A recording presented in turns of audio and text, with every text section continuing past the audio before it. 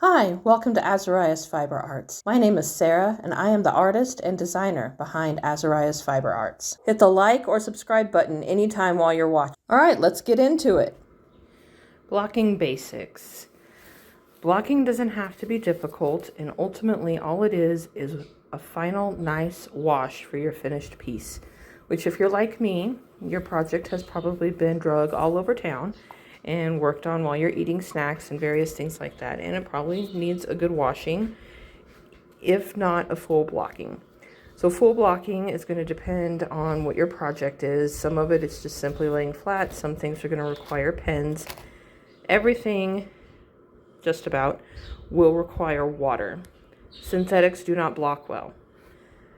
Synthetics need the application of steam, sometimes referred to as killing.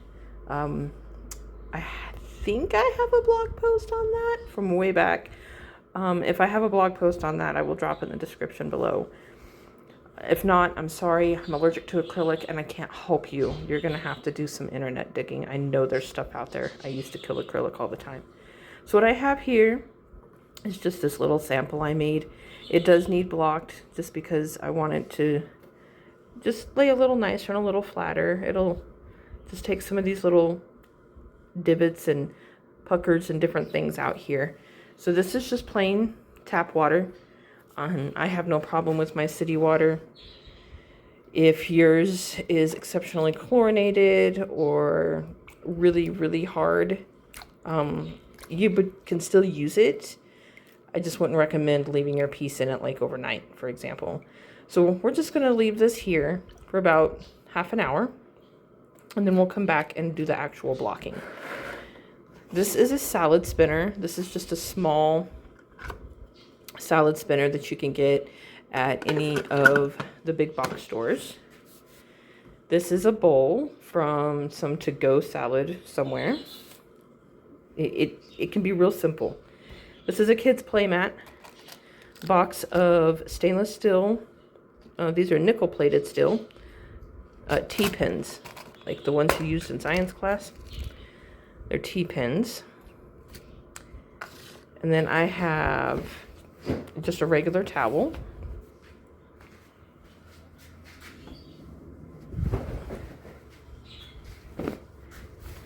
Then I have a sheet, but it doesn't have to be as big as a sheet. It could be any piece of fabric. This one has dots on it, and we'll talk more about that when we do the blocking. All right, I have let it sit. And I'm not gonna put the towel down. Towel is 100% cotton and will absorb water very well and help things dry faster. But because I want to show you why I have a sheet with dots, I'm going to use the sheet instead. And I'm going to try and just get these couple corner layers over here. It's a small piece. I've got a small blocking area. We don't need a lot of the sheet, so.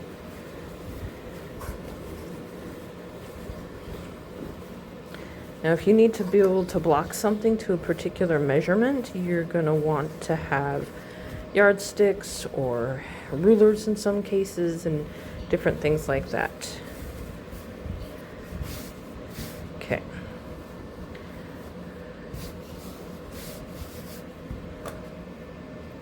Underneath it's a little wrinkled. Okay.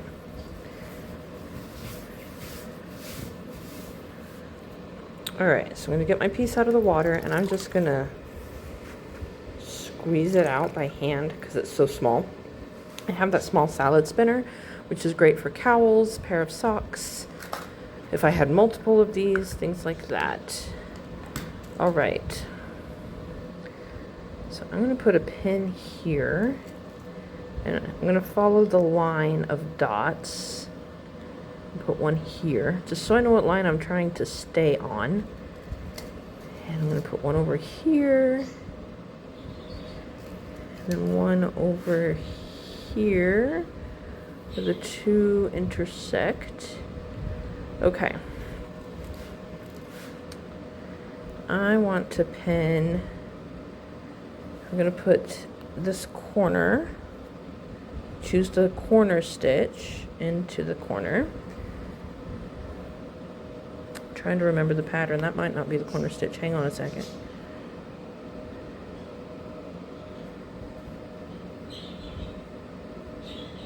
Yeah, I think this is the corner stitch.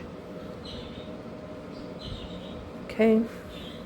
The pins can be adjusted. I just put that there as a guide to help me look for what line I wanted to hit. And I don't necessarily need to pin each of these scallops either. Okay, so staying on this line here,